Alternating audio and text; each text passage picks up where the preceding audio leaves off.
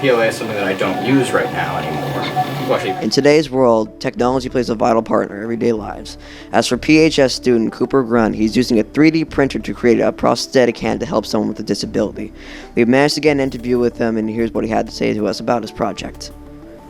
I am making 3D printed prosthetic hands for children that need them, and I'm working for the Enable Foundation, and I'm currently the head of the Pembroke chapter of the organization, and with that, it's just using a 3D printer, printing them in PLA, and then just sanding it all down and making it ready for someone to put together and actually have as a prosthetic.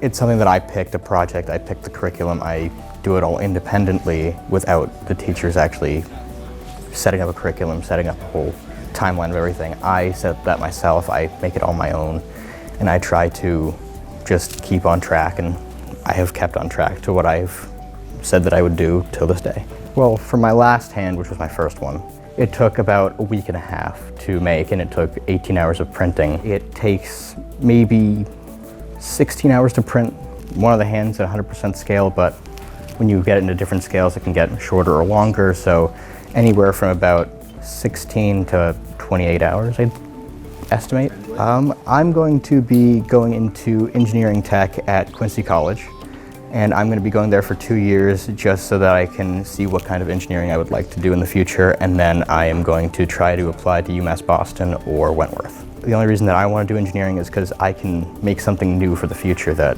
no one has ever thought of, and try to give us a chance at being more technologically advanced and actually solving problems that we have today.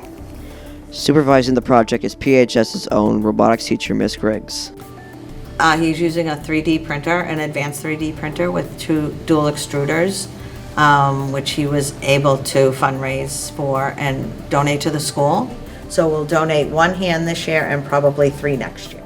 clear material that prints white. I just want to try to make something new that'll help the human race, to put us past all of our current issues and just make sure that we can have a long striving future instead of ending sooner than later.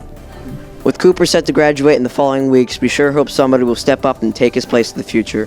Reporting for Titan TV, this is Jake Fahey.